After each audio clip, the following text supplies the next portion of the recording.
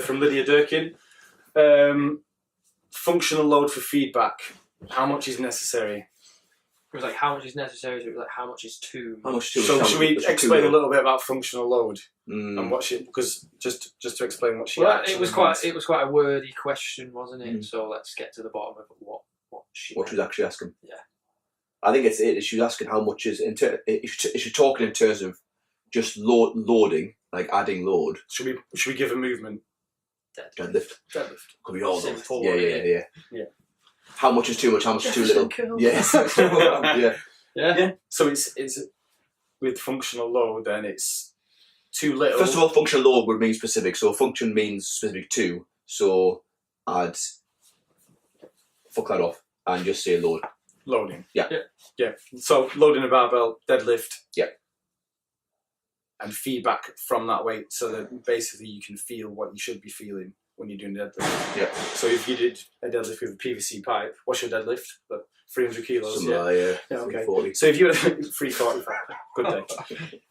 So if you had a PVC pipe, you'd have no feedback. Good point. That yeah. So we're going to go into feedback with that, right? So mega point.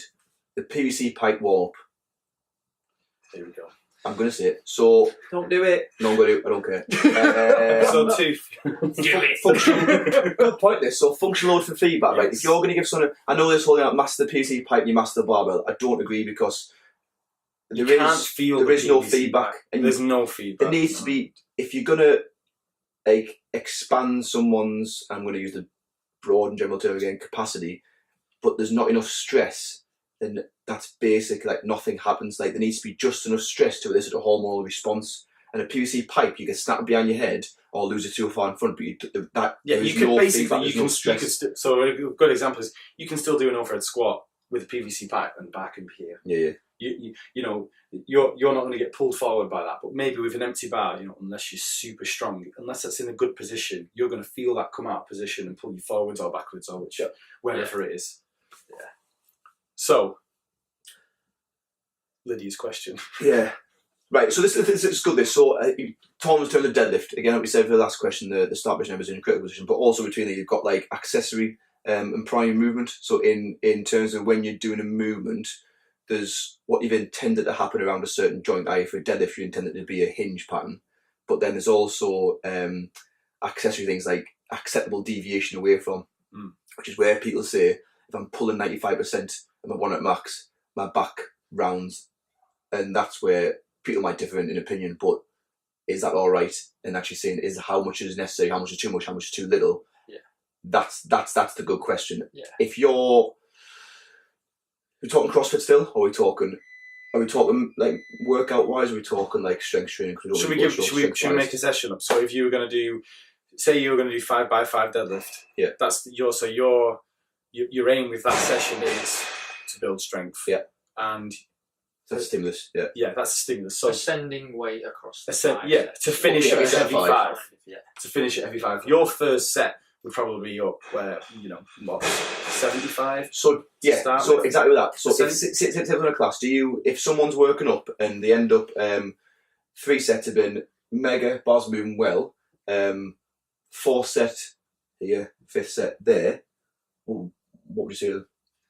I just try and for me, it's hard because you hit a bit of a competition there, don't you? Like, yeah. I'm not saying you can't, but I'm saying you probably shouldn't. Yeah, because if you think that that athlete is in danger, and you think that I've done this immediate or long term.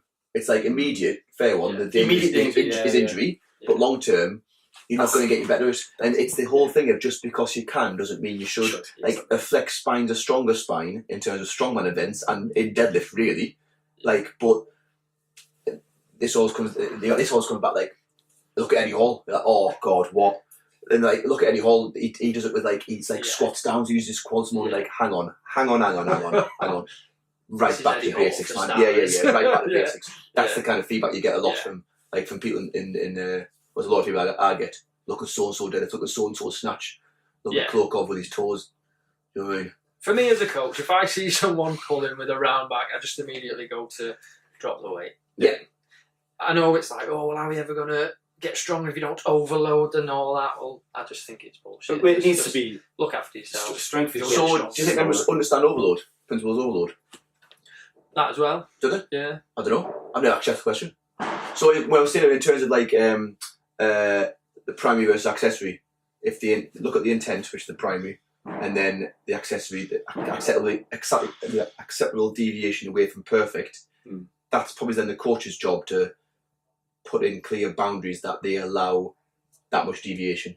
I.e., on a hinge, if you're 95%, there is definitely going to be some spine, like some lumbar flexion. Yeah. Guarantee it. Yeah. That's all right though. Yeah. At that kind of percentage. Like let's take into consideration the merit. They should be in training for about 4 years before they understand Yeah. 90% anyway. Yeah. Probably. So that's what I'd say for how much is too much. Is it pure? It depends on the person again, doesn't it? Yeah, it does. Yeah. You've got to educate them to understand that there is going to be some deviation. Same with like a strict press. If we go to a heavy five again, and at one time there's a bit of that type of extension Bit of happening. bench press. Yeah, like is it all right? Yeah, It's not the end of the Probably. world. But like again, if that's an empty bar, that's yeah, a complete if it's over the top. Yeah. If it's over the top, if they are a 45-degree angle bending backwards, yeah. that's way too far. But if you've got pull the chin back out the way and they're bending over a little bit just to get that last rep out, and that is again that's acceptable deviation away from perfect. That is going to happen on the heaviest reps, but it shouldn't happen throughout the whole. It shouldn't happen. Sets. It shouldn't happen at 50%. Yeah. It shouldn't happen at 60%. And that then shows you a lack of strength, lack of motor control, lack of sequencing, lack of bracing, lack of mobility, whatever. But that's when you've got to then. That's then well then. Right, the last time that's a limitation, but that's going to be dependent on the individual again. Yeah.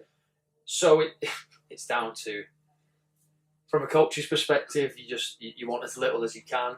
Accept it's going to happen sometimes, but keep it to a minimum. Yeah.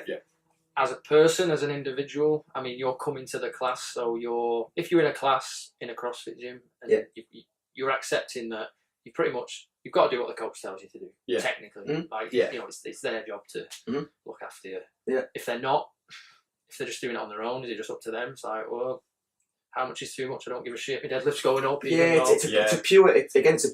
I'm sure you've had the same thing when I've had to call people back. You know, when they give me numbers like originally, and I've tested them towards those numbers, and I've realised that like 60% that these aren't the real numbers that they're giving me. Like, no, back in 2001, I did this deadlift once, and you're like, well, no. But it's the same thing. It's where it becomes a contest, almost a battle of ego. Yeah. Either they're willing to listen, and you're willing to listen to them, because sometimes the different coaching models, and I used to be horrendous for just it's my way or no way. If we're not going to work together, if you're not going to work with me, we're not going to work together. Whereas now I'm starting to learn that they've got to talk to me, I've got to talk to them, and we can find a good middle ground. We can learn off each other, but it's very fucking hard. Yeah. Yeah. But that's where it answers the question. That's where it comes down to the individual, how not clued up. Yeah, how clued you are in what they've been asked. Yeah, their level of understanding. Yeah. Is their level of understanding there, so they understand what. Keep going to classes. Stop doing your own training. Yeah, definitely. You get way more out of coaching than you do from training on your own. Yeah. And not even just if that. you just pick up one thing, like from the class, one thing that like, that's interesting, quality. It's like that. The snatch workshop we did last week. People have made years of progress in 2 hours. They've been coming here for 6 years, 5 years, 4 years. Yeah. It was really good to see people who had something new. Yeah, who had experience of weightlifting and messages after saying like that was class. That's mega that because that's credit the individual by being like open enough to think like I don't know everything. Yeah. It's the same thing. If you think you're the best in the room, go and find a new room because you what fucks you. Just dropping the ego, being open to learn something, and just accept that myself included, training on your own with no eyes on you, you're going to get good at doing whatever it is that you do. Yeah. You're not going to improve. Yeah. Someone could just see one thing. Totally. You've leveled up. You've gained a percentage, 1%, and when you've been training for years and years and years, 1% is everything, isn't it? Yeah. We'll do it with shoulders tonight. Same thing. The shoulders. Yeah, absolutely. So, how much is necessary? Just enough stress to elicit a hormonal response and get better at what the intent is and what the person's asking you to do. If you want to get better at deadlifting, learn how to hinge properly and then do not deviate away from the hinge. Don't turn kettlebell swings. Understand that it's either hinge, squat, or push or pull, and then that's the stimulus. That's the intent. The stimulus is then going to be the workout, and that's your chance to get better at it. And then work with your coach to understand and clearly identify deviations away from that. Yeah. You know what I mean? Yeah, You're going to get better deadlifting. Nailed it. You're going to get better deadlifting. The hinge probably. You want to get better at snatching, understand snatching to the finest detail. Yep. Excellent. Okay. Cool. Moving on. Oh yeah. Michael's excited about this one.